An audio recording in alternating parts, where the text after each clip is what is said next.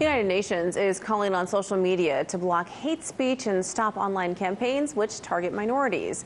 It comes after UN experts accuse Facebook of allowing its platform to be used to incite violence against Rohingya in Myanmar. And there's also been criticism here in the U.S. of sites like Facebook and Twitter allowing hate speech. However, free speech advocates fear that it could lead to a path of overregulation. And for more, we're joined by our political panel, Democratic grassroots strategist Robin Bureau and Ted Harvey from the Committee to Defend the President. Thanks so much for joining us, gentlemen. Thank you, Natasha. Thank you.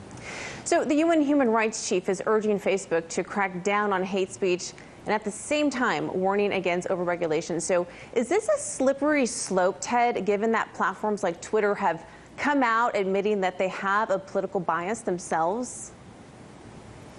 Well, certainly it's a slippery slope, but we also have a great deal of bullying that's going on in social media. We have somebody just this week here in Colorado who, a young child, I believe 8 years old, committed suicide because of bullying that they had been a part of here in Colorado. So certainly we need to figure out how we can stop this kind of situation because people are truly taking their lives into serious stuff. But at the other end, we don't want to be stopping political free speech, which Facebook is doing right now, which Twitter is doing right now, and YouTube is. So there is a fine line, and we have to, thread that needle pretty closely. All right, certainly it's a fine line. And Robin, what's your take on what the UN rights chief came out saying? I just have a hard time with people policing stuff on social media. We're all adults here. We can see through this. Bullying is certainly a problem. I'm really glad that the First Lady has made it one of her top priorities. I think she's doing a pretty good job. And yes, of course, Facebook and Twitter are private companies, but I see your point about there being a slippery slope.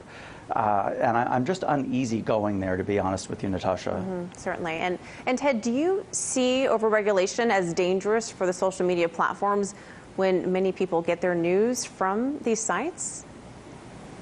Well, I don't believe government should be regulating a private industry.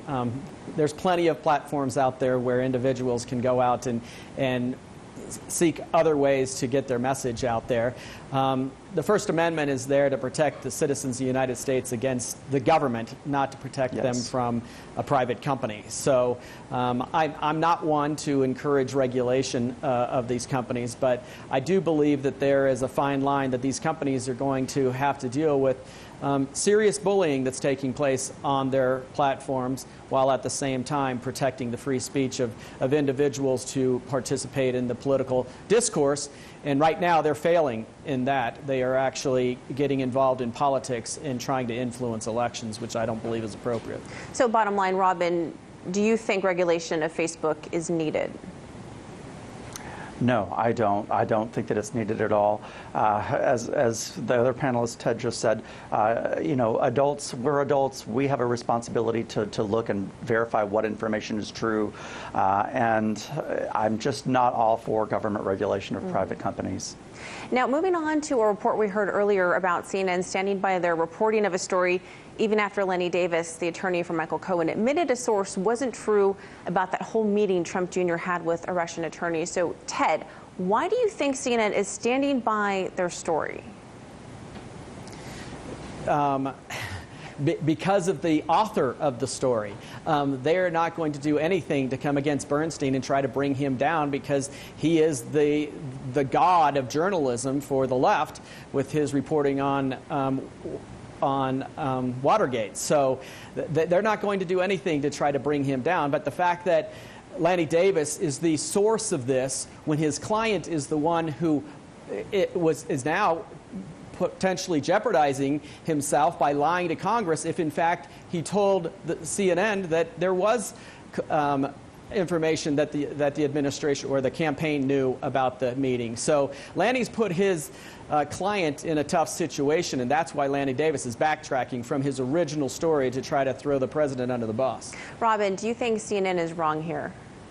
Absolutely. I'm calling shenanigans on CNN because Lanny Davis, in his own words, said I should not be talking to reporters about something that I'm not certain about. I mean, it doesn't get any more clear than that. And then CNN is still refusing they say that they are standing by their story. Why? Lanny Davis is a reputable man. I respect him for coming out and clarifying and giving the truth here. So why can't CNN do the same? Certainly. Gentlemen, thank you so much for your time. We really appreciate your insight. Thank you, Natasha. Thank you. Hey YouTube, thanks for checking out our channel. We hope you enjoyed the video. We have tons of content for you just like this. For more of RT America's one-of-a-kind news and analysis, be sure to subscribe to never stop questioning more.